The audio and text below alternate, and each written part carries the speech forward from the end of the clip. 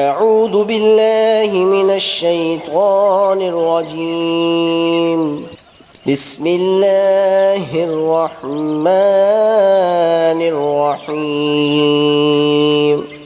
نعمان بن بشیر رضی اللہ عنہ نے بیان کیا کہ نبی کریم صلی اللہ علیہ وسلم نے فرمایا، حلال بھی کھلا ہوا ہے اور حرام بھی ظاہر ہے، لیکن ان دونوں کے درمیان کچھ مشتبہ چیزیں ہیں.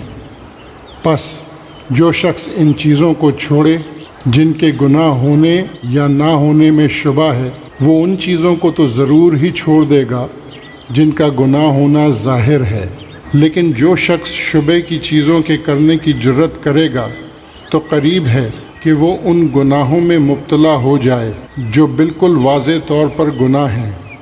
لوگو یاد رکھو، گناہ اللہ تعالیٰ کی چراہ گاہ ہے.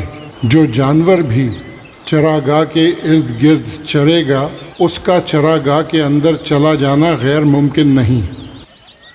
Narrated an Nu'man bin Bashir.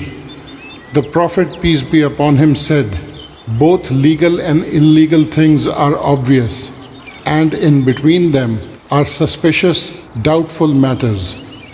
So whoever forsakes those doubtful things, lest he may commit a sin, will definitely avoid what is clearly illegal. And whoever indulges in these suspicious, doubtful things bravely is likely to commit what is clearly illegal.